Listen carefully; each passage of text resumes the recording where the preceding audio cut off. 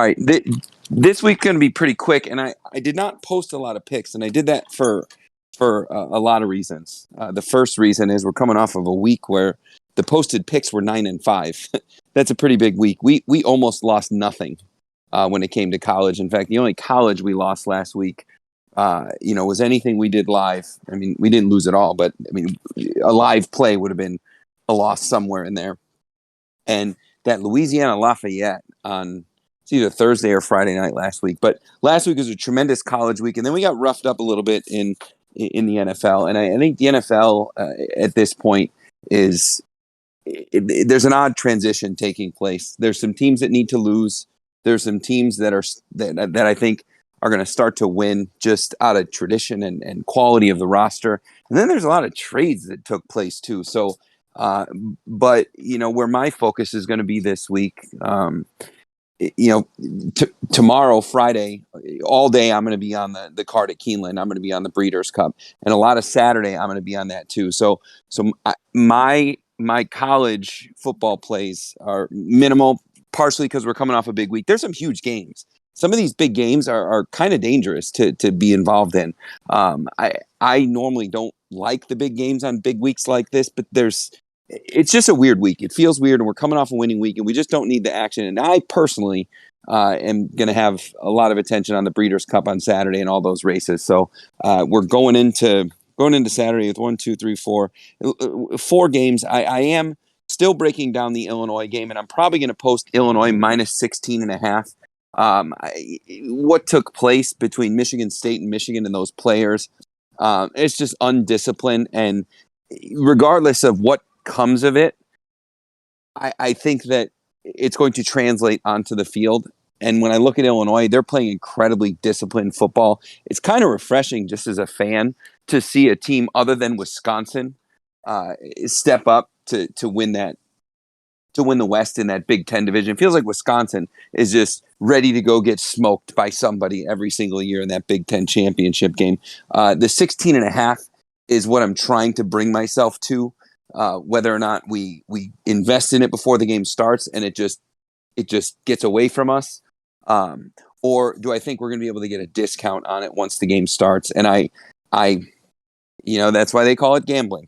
But the more I look at it, the more I think that it might make sense to invest in it early and just walk away from it and know that it's going to happen. I don't know that that's a game I'm going to want to watch and be on live. And if it takes an adverse turn, I'm not really wanting to cheer for Michigan State and jump on the other side of it. So the other one, I'm going to go there. Let's talk about Bama because I for 2 weeks now I've said we're going to fade Bama,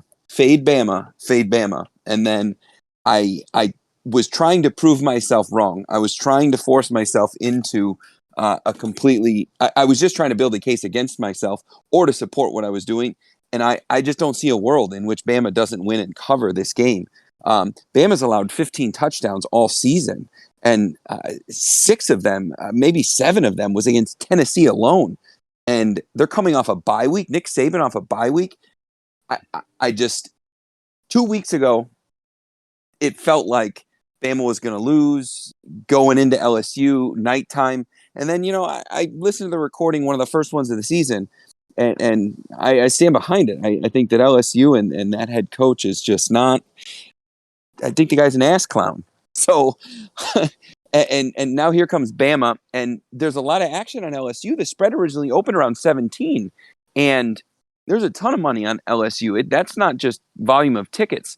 And I normally look at some of that line movement, but Bama is for the most part a disciplined team. They don't give up a lot of points, and they're going to come off this bye week, and they're probably Saban coming off of a rough couple games.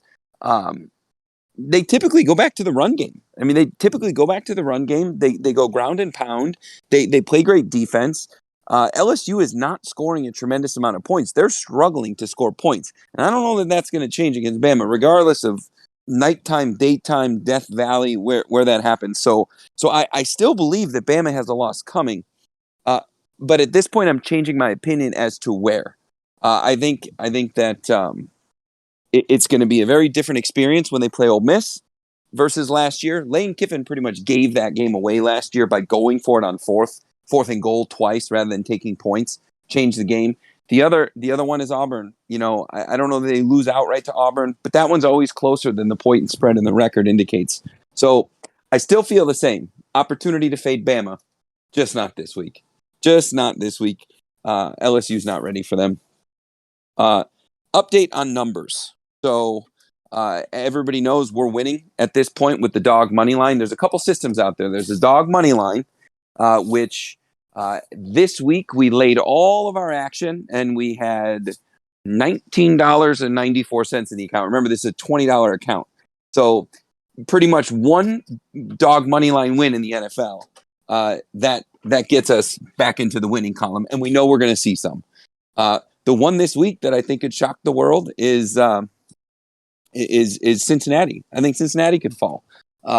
That's an odd one, but so we're ahead there. We've been getting updates on the original one that we said in any point spread of 9.5, take the game under, especially in a division matchup. Pineapple's been updating us on that, and that one has been really profitable. That one's in the 60-70% range, which surprises me. It's because normally Vegas and odds makers catch on to those, and they don't catch on to them because we're winning. We're not that big. I would love to be in that space, but they catch on to them because we're not smart enough to be better than them. There's a number algo there that has been figured out, and somebody's getting paid for it. So, but that one has still been good to us. That one's still alive, and I'm going back to Buffalo. Buffalo. We talked about it last week, and Buffalo did not cover. There was 11-point spread. They did not cover against Green Bay. Green Bay had an opportunity to win that game. Buffalo, they don't truly have a run game, so they're going to win some games, but I believe they have more losses coming than they do wins. They play with a lead, and last week they gave up points. They stopped scoring, and they have 3 running backs, which means they don't have one. And so I am against Buffalo at this point, quite a bit. I think that fade Buffalo thing is pretty live, and it's Thursday night. Everybody knows how I feel about Thursday night, but there's something fishy. I was exchanging text messages earlier with some friends. There is something fishy about Lovie Smith and that defense at home against anybody, and he's got to give up 14 points. So that's an odd one. The number I really like there is Houston, 0.5 point first quarter. If anybody's listening live, you're welcome to take it. I won't be taking it, but that was the most interesting number of that game. And then we'll just talk numbers update for the season. I don't have the actual numbers in front of me, but if you're on the investing side of things after last week, tremendous turnaround. Your account at this point is you will have cashed out somewhere in the neighborhood of $400, and your account balance should be a little bit over $900. That's saying you started with $500 and you were a $10 investor when the season started. Somewhere that ends up being 2% is your unit size, 2% of total balance. If you are on the income side, even though we went into last week with a slightly losing week, we forced a smaller unit and a payment to ourselves because, again, you're in it for income. And at this point, you should be very close to paid up. You should be within $20 or $30 of completely paid up. Your entire $500 is out back in your pocket, and your account balance should be somewhere in the $650 to $700 range. And our unit size on both sides should be somewhere back in the $22 to $28 range. And that, again, is starting from 2% of bankroll, paying yourself 10% last week. And, that's an earful. I'm going to stop there, and I'm going to ask if anybody else has anything.